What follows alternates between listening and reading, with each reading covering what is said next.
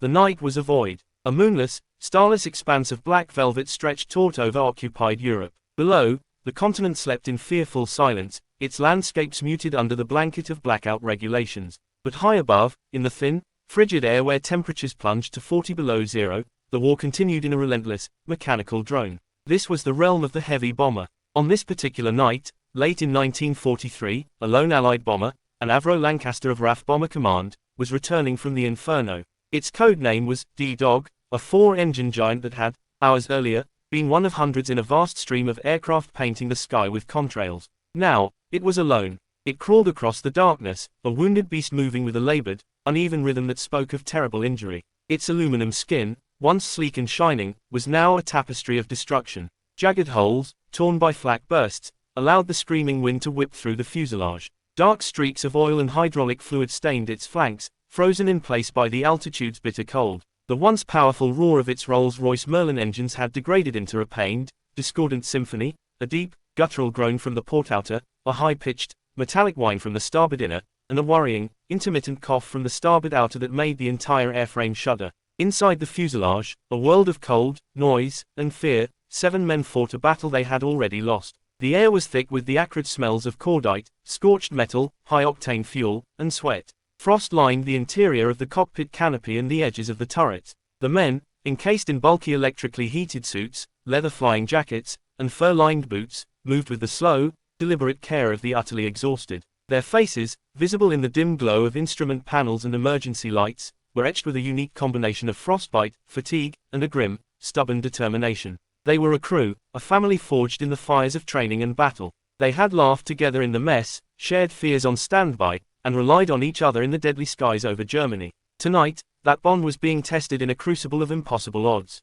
The bomber had been hit. Not a glancing blow, not a lucky shot, but a systematic dismantling. A German Junkers Ju-88 night fighter, a predator of the black sky, had found them in the stream. It had come out of the darkness with the chilling precision of a surgeon, its Schrage music upward-firing cannons delivering a 10-second burst of 20mm shells that had ripped through the Lancaster's belly and port wing. The damage was catastrophic. A fuel tank in the port wing was punctured, and the precious high-octane avgas was streaming out, a visible vapor trail in the frigid air. The two port engines were faltering, their power fading, the props fighting a losing battle against drag and damage. In the rear of the aircraft, the radio set was a smoldering ruin of shattered glass and melted wiring, isolating them from the world, from help, from any word of comfort or guidance. And in the tail turret, a small, frozen prison at the very end of the aircraft, the tail gunner was unconscious, slumped over his guns, his intercom line dead. By every rule of aviation, by the cold mathematics of physics, by any standard of common sense, the aircraft should not still be in the air. It was a collection of failing systems, a flying violation of the laws of aerodynamics. It was a coffin waiting to fall. But the crew, this exhausted, frostbitten, and terrified band of brothers, simply refused to surrender to the reality unfolding around them.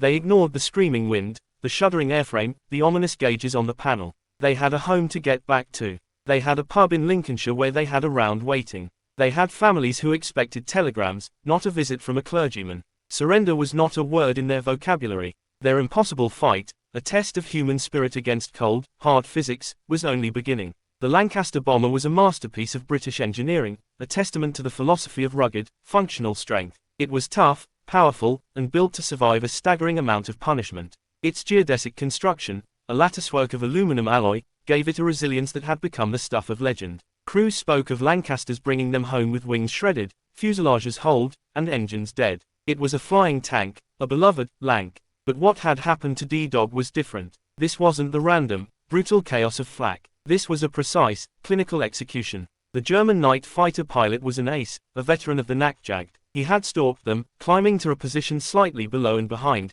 invisible in the Lancaster's blind spot. His aircraft was equipped with Schrage music, jazz music, a pair of cannons mounted in the fuselage, angled upward at about 70 degrees. It was a weapon designed for the perfect kill shot, aiming for the bomber's vulnerable belly, its fuel tanks, and its unarmored crew compartments. The attack lasted less than 10 seconds. A staccato hammering of cannon shells walking their way through the aircraft. In that brief, terrifying window, the very nervous system of the Lancaster was severed. The hydraulic lines, which powered the gun turrets, the flaps, and the bomb bay doors, were sliced open. A fine, misting spray of red hydraulic fluid coated the inside of the fuselage before freezing into grotesque, crimson icicles. The oxygen systems, the lifeblood for the crew at high altitude, were punctured. With a loud hiss that was swallowed by the engine noise, the precious gas bled into the thin air, forcing the crew to immediately don their emergency oxygen bottles, each with only a few minutes of supply. The intercom, the vital link that bound the 7 men together, went dead. One moment, there was the crackle of static and the calm, professional voices of the crew, the next, an eerie, profound silence. They were now isolated in their own private compartments of the dying aircraft, alone with their thoughts and the roar of the wind. The bomb bay doors, their mechanism damaged, jammed open. The vast cavity in the Lancaster's belly, now a gaping maw, created immense drag, yawing the aircraft to one side and acting like a giant air brake, slowing them down and making them an easier target. The navigation lights, the formation lights, all shorted out. D-Dog was now completely blacked out, invisible to friend and foe alike. It was both a blessing and a curse, safety in stealth, but also isolation. The bomber was transformed in an instant from a powerful weapon of war into a crippled constellation of sparks and leaking fluids, dragging itself through the sky. It was a flying corpse, its functions failing one by one. In the cockpit, the pilot, a young man in his early 20s with the weight of 6 other lives on his shoulders, felt the impact shudder through the controls. The control column jerked in his hands. The Lancaster slewed violently to port. He reacted instinctively, his feet dancing on the rudder pedals, his hands gripping the yoke, fighting to keep the giant aircraft level. His eyes scanned the instrument panel, a terrifying Christmas tree of flashing red lights and falling needles. Engine temperature gauges for the port side were spiking into the red. Fuel pressure warnings glowed ominously. He pushed the 4 throttle levers forward, demanding more power. Only the 2 engines on the starboard side responded with a deeper roar. The port engines sputtered, their power fading, their props windmilling uselessly. The situation was untenable. They were losing height, losing speed, and losing control. They were hundreds of miles inside enemy territory, a sitting duck for any other night fighter that might find them. The ditching drill for the English Channel was a distant, impossible dream. The reality was a crash landing in a dark, hostile land, or a slow, spiraling descent into the blackness below.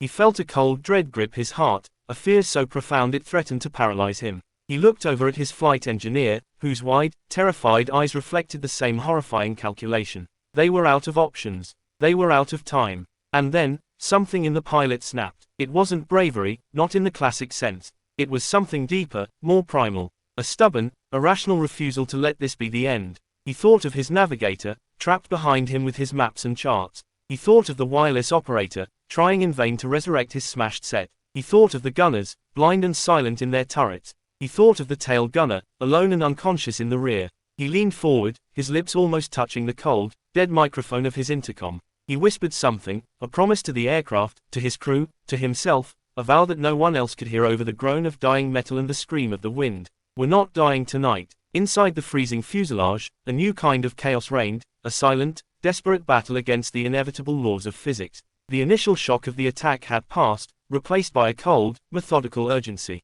The 7 men were no longer a bomber crew on an offensive mission. They were a survival team, each fighting his own specialized war against the dying of their machine. The navigator, a quiet, meticulous man named Arthur, was fighting a war of information, or the utter lack of it. His small domain, the navigation station, was a scene of devastation. His charts, usually neatly folded and annotated, were now a mess of torn paper, soaked through with hydraulic fluid and stained with the soot from an electrical fire. His G-box, the sophisticated radio navigation aid that had guided him to the target, was a dark, silent lump of machinery, its circuits fried by the same burst that killed the radio. His drift sight, a periscope-like instrument used to calculate wind speed and direction, was now just a hole letting in a freezing gale. He was navigating blind. He pulled out his old-school tools, a Dalton computer, a navigational slide rule, and a pencil. He tried to dead reckon, to estimate their position based on their last known fix, their airspeed, and the estimated wind. But with the aircraft yawing, speed fluctuating, and altitude bleeding away,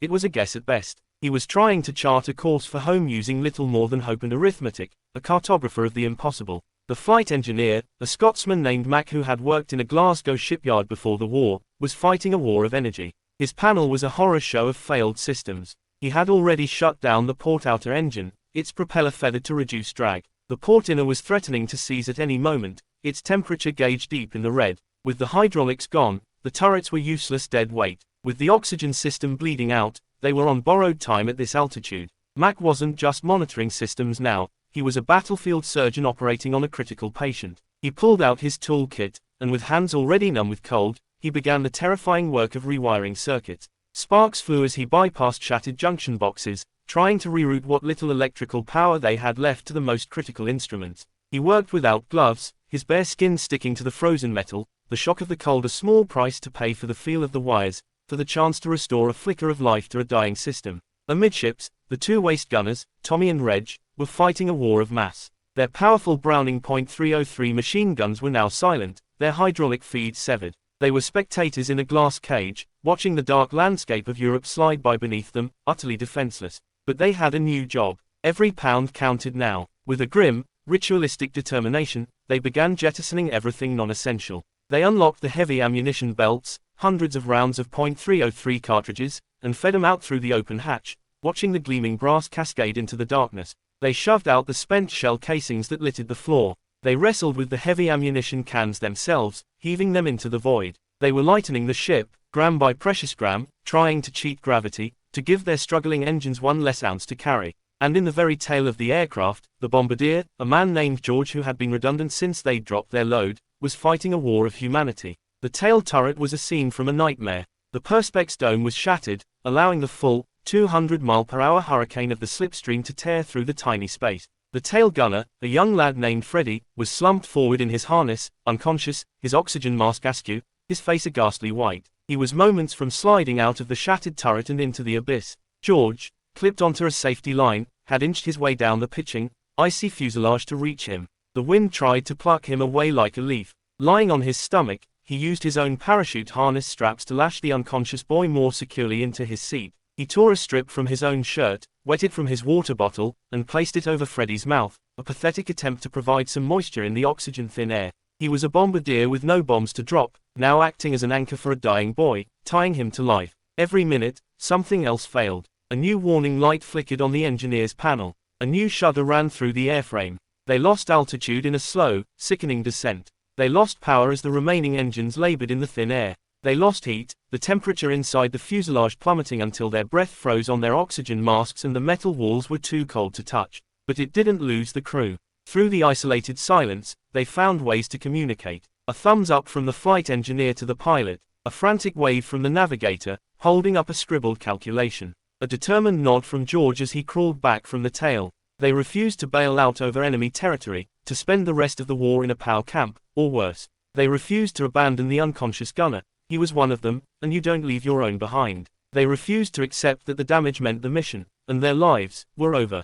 The external war against the Germans was forgotten. Now, they were fighting a more fundamental enemy, the sky itself, the very physics of flight that were conspiring to drag them down. Just when they thought their situation could not become more desperate, the sky itself turned against them. The first sign was a faint, almost beautiful tracery of white on the leading edge of the wings. Rime ice. Then, it thickened, a rough, opaque crust that began to reshape the aerodynamics of the aircraft. It was like a cancer growing on their wings, adding tons of dead weight and destroying the careful lift that kept them aloft. The Lancaster, already sluggish, became even more of a pig to handle. The pilot had to exert more and more pressure on the controls to keep her level. Then the wind picked up. They had flown into the leading edge of a vast North Sea weather front. The bomber began to buck and shudder, buffeted by turbulence that felt like the blows of a giant's hand. One moment they were lifted violently upwards, the next they were dropped into a sickening air pocket that left their stomachs behind. The outside world vanished. The few distant lights on the ground, their only reference point, were swallowed by an impenetrable wall of cloud.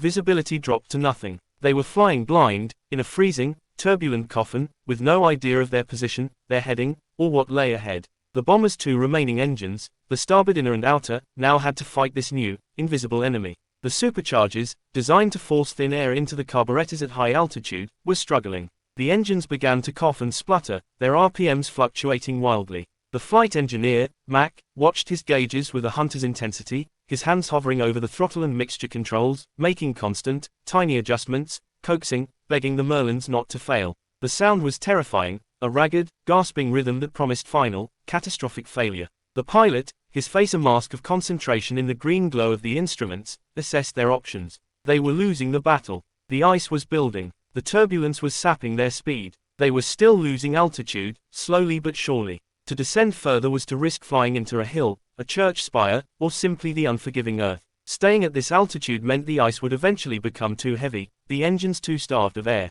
They would stall and spin into the ground. There was only one path, a move so counterintuitive it bordered on madness. He made the impossible decision. They would climb. It was an act of sheer, defiant will. To climb with two working engines, a broken airframe, a jammed open bomb bay creating immense drag, and a weight load that, even with the jettisoned ammunition, should have made it aerodynamically impossible. It was a direct challenge to the storm, to the laws of nature. He spoke, his voice a dry croak into his dead intercom, knowing only Mac could hear him. We're going up, Mac. Give me everything you've got. Everything. Mac's eyes widened in horror. He leaned close, shouting to be heard over the storm. Sir, the stress. The airframe's already compromised. If we go higher, if we ask her to climb in this, she'll tear herself apart. The wings will come off. The pilot didn't answer. He couldn't. There were no words to justify this gamble. There was only the certainty that staying where they were meant death. He placed both hands on the control yoke, his shoulders straining. He took a deep breath from his dwindling oxygen supply. He pulled back. The response was immediate and violent. The Lancaster shuddered as if in its death throes. A deep, resonant groan emanated from the airframe, a sound of metal being pushed beyond its designed limits. The vibration intensified, shaking the cockpit so violently that the instruments became a blur. It felt as though every rivet was screaming in protest, ready to pop from its hole. The sound was a metallic scream, a protest against the abuse. For a heart-stopping moment, nothing happened. The aircraft wallowed, fighting the drag, the ice, the storm. It felt like trying to push a boulder up a mountain. And then, imperceptibly at first, the altimeter needle stopped its slow descent. It wavered, held. Then, it began to move. Slowly, agonizingly. The bomber was rising, not with the powerful, confident surge of a healthy aircraft, but with a painful, groaning, shuddering effort. It was a wounded bird, using the last of its strength to find a current that would carry it home. It was defying gravity, defying logic, defying the storm. It was rising. For a brief, fleeting hour, a fragile sense of hope had begun to permeate the frozen cabin. They had clawed their way above the worst of the storm, the brutal turbulence giving way to a strangely serene, starlit emptiness. The violent shuddering had subsided to a constant, deep-throated vibration, a reminder of the aircraft's mortal wounds,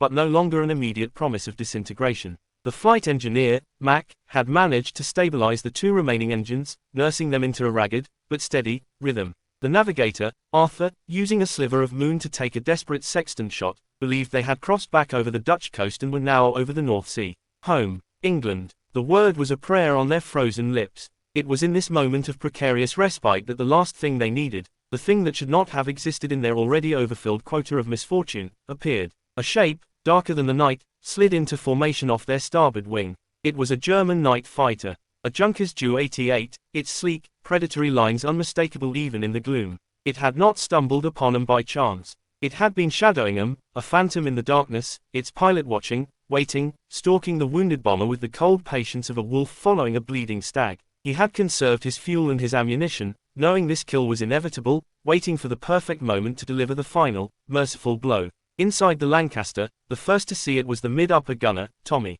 His turret was useless, its hydraulics dead, but he could still swivel it manually. He froze, his blood turning to ice water. He tried to shout a warning, but the dead intercom swallowed his words. He could only bang frantically on the fuselage wall, a futile, muffled drumbeat of terror. In the cockpit, the pilot saw it next, a flicker of movement in his peripheral vision. He turned his head slowly, the motion feeling heavy and dreamlike. There it was, flying just 50 yards off their wingtip, so close he could see the faint glow of the enemy pilot's instrument panel, the outline of the cockpit canopy. It was a sight that usually preceded a storm of cannon fire. This was it. The end. After everything, it would end here, so close to salvation. He felt a profound, weary resignation. He had no power to evade, no guns to fire back. He was a sitting duck. He closed his eyes for a second, waiting for the impact. But the impact never came. The German pilot closed in, his aircraft edging closer, a predator examining its prey before the strike. He peered through his canopy, and what he saw made him hesitate.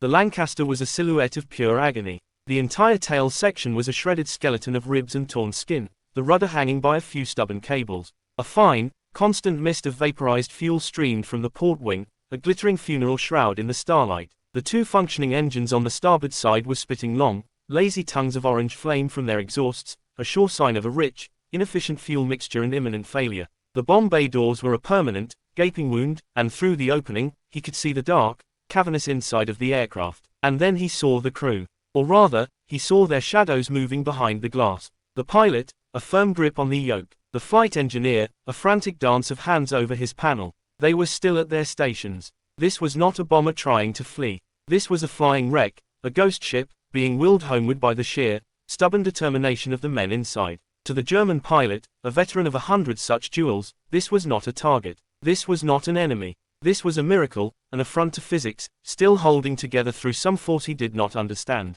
He saw not the faceless foe of propaganda, but a brotherhood of airmen in the same desperate struggle against the indifferent sky that he himself knew so well. To shoot him down now would not be a victory. It would be an execution, a desecration. It would be like shooting a man already bleeding out on the ground. For a long moment, the two aircraft flew in formation, locked in a silent, surreal ballet over the dark waters of the North Sea. The hunter and the hunted, separated by only a few feet of empty space, and an unbridgeable chasm of circumstance. Then, the Ju-88 rocked its wings once, twice. A universal aerial signal. A salute. The German pilot dipped his own wings in a final, silent gesture of respect, a warrior's acknowledgement of a courage that transcended nationality. Then, he smoothly advanced his throttles, banked away to port, and was swallowed by the darkness from which he came, vanishing back into the clouds as if he had been nothing but a shared hallucination, a phantom of the collective exhaustion. In the Lancaster, the crew watched him go, stunned into a profound silence. They didn't see what he saw. They didn't understand the calculus of mercy that had just played out in the cockpit of their enemy.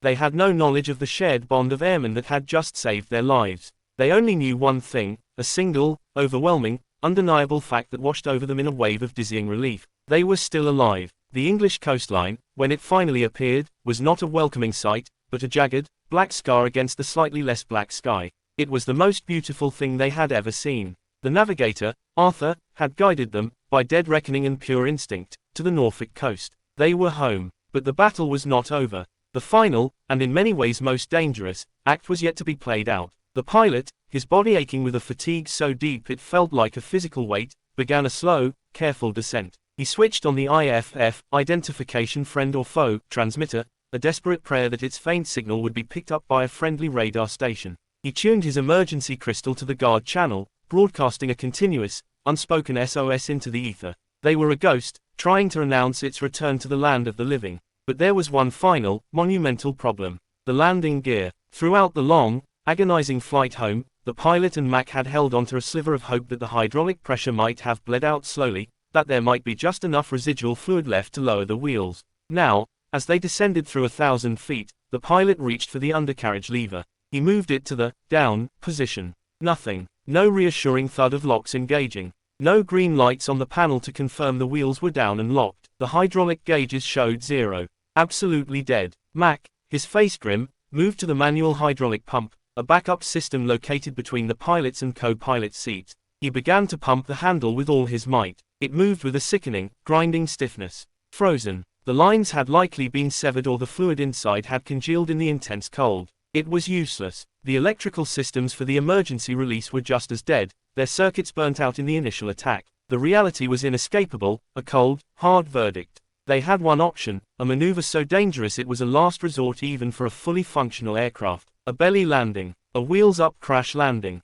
They would have to bring the massive, crippled bomber down onto its belly, onto the concrete, in the dark, in a storm, with a wounded man on board, and with two engines that were now gasping on the fumes of their last few gallons of fuel. The pilot's voice, hoarse and cracked, finally broke the silence. He turned and shouted back into the fuselage, each word a effort. Brace for belly landing. Repeat. Belly landing. Everyone brace. The command, yelled from man to man down the length of the shuddering aircraft, triggered a final, frantic flurry of activity. The crew knew the drill. They assumed the crash position, heads down, arms wrapped around their knees, backs to the main spar, the strongest point in the fuselage. The bombardier, George, scrambled back to the tail turret, using his own body to shield the still unconscious Freddie, lashing them both to the airframe with more straps. The pilot jettisoned the cockpit escape hatch above his head, a standard procedure to prevent it from jamming shut in a crash. The freezing night air howled into the cockpit once more. Ahead, through the patchy fog, a string of faint, welcoming lights materialized.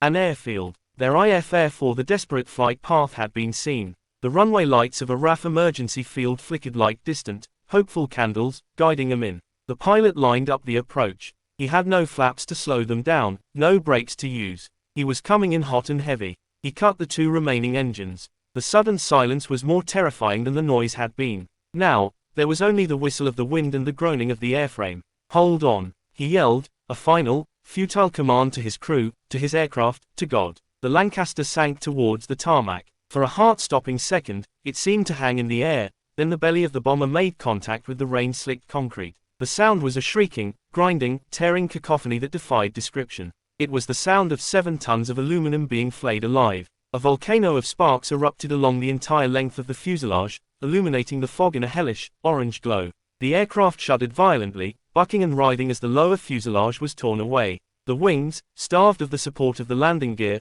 buckled downwards, their tips scraping and sparking along the ground. The propellers of the dead engines struck the concrete and disintegrated into 1,000 shards of screaming metal. The world became a violent, disorienting kaleidoscope of noise, sparks, and violent lurching. The crew were thrown about in their harnesses, their bodies battered by the deceleration. It felt like the aircraft was being torn apart around them, which it was. And then, as suddenly as it began, the violence ceased. The shrieking of tortured metal gave way to a series of creaks and groans. The shower of sparks died out. The bomber, or what was left of it, slid to a final, shuddering stop at the very end of the runway, shrouded in the smell of scorched metal, fuel, and ozone. Silence. A deep, profound, and unbelievable silence, broken only by the ping of cooling metal and the faint hiss of a severed hydraulic line. For a moment, no one moved. No one breathed. They were waiting for the explosion, the fire, the final betrayal. It never came. Then, a voice, shaky and disbelieving, cut through the dark. Everyone all right? One by one, answers came back, voices cracking with emotion and relief. Navigator, okay. Mid-upper, okay. Bomb aimer, we're okay back here. Freddy's breathing. Engineer, I'm in one piece, Skip. They unstrapped themselves, their bodies aching, their ears ringing. They climbed out through the torn and shredded fuselage, through the gaping hole where the bomb bay used to be, down onto the solid, beautiful, unmoving ground. They stood on trembling legs, staring at the wreck that had been their Lancaster. It was barely recognizable as an aircraft, a twisted, smoldering ruin. It had given everything it had. One by one, they emerged from the corpse of their aircraft. The pilot, the navigator, the engineer, the gunners, and finally, the bombardier, supporting the dazed but conscious tail gunner, who was blinking in the misty air, confused but alive. They stood together in a ragged, shivering line, watching as ambulance and fire truck bells clanged in the distance, racing towards them. Every single man had survived. The first vehicle to reach them was a fire tender, its bell clanging a frantic, unnecessary alarm. It skidded to a halt a safe distance from the smoldering wreck, and men in asbestos suits leapt out, hoses at the ready, expecting a fireball. When none came, they advanced cautiously, their boots crunching on scattered metal shards and broken perspex. They were followed by an ambulance, its doors flying open to reveal medics with stretchers. The ground crew that approached the remains of D-Dog did so not with the brisk efficiency of professionals assessing damage, but with the reverent, stunned silence of archaeologists discovering a relic that defied all known history. They stared, their breaths pluming in the cold air, not in horror, but in pure, unadulterated disbelief. The Lancaster was not just damaged, it was a blasphemy against aviation. It lay sprawled across the runway like a slaughtered beast, its innards exposed to the night. The scale of the destruction was incomprehensible. There were holes in the fuselage you could literally climb through. A gaping tear just behind the wing root was large enough for a man to walk through without ducking his head. The skin of the aircraft was peeled back in great, jagged sheets, revealing the complex internal skeleton of stringers and frames, many of which were themselves bent or snapped. Cables, severed from their moorings, hung from the ceiling and walls of the fuselage like metallic vines in some post-apocalyptic jungle. Hydraulic lines, electrical conduits, control cables, all swung lazily in the night breeze, their ends frayed and useless. The entire internal ecosystem of the aircraft had been eviscerated. The engines were a story of their own. The two on the port side were feathered and silent, but their mounts were visibly warped from the force of the cannon impacts. The starboard engines, the ones that had brought them home, were now fused to their mounts by the intense heat of their own final, desperate effort. The cowlings were blistered and blackened, and the smell of superheated metal and burnt oil was overwhelming. The tail section, the most horrifying testament to their ordeal, was connected to the main fuselage by what appeared to be little more than a handful of bolts and a prayer. The entire structural member that formed the backbone of the empennage was visibly twisted, the skin around it torn away to reveal the emptiness within. It was a grotesque miracle that it had not simply sheared off during the violent landing. Here and there, small, internal fires had started, electrical shorts igniting insulation, hot metal meeting spilled fuel or oil. But in the oxygen-thin environment of the shredded fuselage and the damp English air, they had simply burned themselves out, leaving behind blackened, sooty scars. Most eerily of all, the bomb bay doors remained obstinately open, even now, after the aircraft was at rest. They were jammed in their tracks, a permanent, gaping yawn that revealed the empty bomb racks and the scarred interior of the bay, a final, defiant refusal to conform to any normal expectation. The crew, meanwhile, stood shivering in a ragged group, wrapped in coarse raft blankets handed to them by the medics. They were being guided gently but firmly towards the waiting ambulance. They were a pitiful sight. Their faces were blackened with soot and oil, their eyes sunken and distant with a fatigue that went beyond the physical. Their hands shook uncontrollably, from cold, from adrenaline, from the sheer, soul-deep exhaustion of their ordeal. They weren't heroes in the gleaming, poster boy sense. They weren't superhuman. They were boys, most of them not yet 25, who were exhausted, freezing, and barely conscious, their minds and bodies pushed far beyond any reasonable limit. One senior mechanic, a chiefy with grease permanently etched into the lines of his hands and a career spent mending and maintaining these magnificent machines, walked slowly around the wreck. He ran a hand over a torn wing spar, peered into the cavernous hole in the fuselage, and shook his head slowly. He stopped near the cockpit, looking at the shattered windscreen, the jettisoned escape hatch. He turned to the ambulance driver, his voice low and filled with a kind of professional awe. "This thing," he said quietly, almost to himself, "shouldn't even be in one piece. It shouldn't have made it across the channel. It certainly shouldn't have been flyable." He gestured vaguely at the entire, tragic mess. "This isn't an aircraft. It's a collection of parts that forgot to fall apart." The crew, filing into the ambulance, heard him. They didn't disagree. They offered no bold explanations, no tales of daring skill. They simply nodded, their own understanding of the miracle too profound for words. They knew, with a certainty that chilled them more than the night air, that they had not survived because of their aircraft's ruggedness or their own flying prowess. They had survived because of something else entirely, something no technical manual could ever measure, no engineering diagram could ever capture, a collective, stubborn, irrational refusal to accept the reality that was screaming at them from every damaged gauge, every shuddering vibration, every leaking pipe. They had simply decided, as one, that they were not going to die. And for one impossible night, that decision had been enough. In the cold light of the following day, a team of engineering officers conducted their formal assessment. The verdict was swift and unequivocal. The aircraft, Lancaster D-Dog, serial number DV382, was declared Category E, write-off. It was beyond repair, beyond salvage, and, most significantly, beyond any rational explanation. The report, filed in triplicate and sent to the Air Ministry, was a dry, clinical catalogue of destruction, but between the lines, one could almost sense the bafflement of the officers who wrote it. The aircraft had no business being intact enough to land. The laws of physics, it seemed, had taken a night off. There was no ceremony, no sentimental farewell. The war machine had no time for ghosts. Within days, a salvage crew arrived with torches and cranes. D-Dog was unceremoniously cut apart, its valuable aluminum melted down for the war effort, its parts cannibalized to keep other Lancasters in the air. The physical evidence of the miracle was erased, reduced to ingots and spare components. The wreckage that had defied a German night fighter, a North Sea storm, and gravity itself, was ultimately defeated by the simple, efficient process of the scrapyard. The crew, after a few days of rest, hot meals, and debriefings with intelligence officers who shook their heads in quiet amazement, were scattered. The war had no room for permanent attachments, even for a crew that had shared such an experience. The pilot was given a new aircraft and a new set of faces to lead. The navigator was posted to a training unit to pass on his hard-won knowledge. The gunners, the engineer, the bombardier, all was sent to other squadrons, other bombers, other missions. They were pieces on a global chessboard, moved to where they were needed most. They rarely spoke of that night again, not out of trauma, though that was certainly present, but because the experience felt somehow private, sacred, and utterly unbelievable. Their story, absent a dramatic, flaming crash or a tally of enemy kills, didn't make the newspapers. It simply disappeared, sinking into the mountain of dusty operational reports and forgotten maintenance logs, just one more strange entry in the vast, brutal ledger of the air war. But for one night, over a dark and dangerous sky, there existed a bomber crew who did the impossible. They were not the most decorated crew of the war. They did not destroy the most targets. But in their quiet, stubborn defiance, they achieved something perhaps more profound. A crew who defied the odds, when the statistical probability of their survival was a rounding error above zero.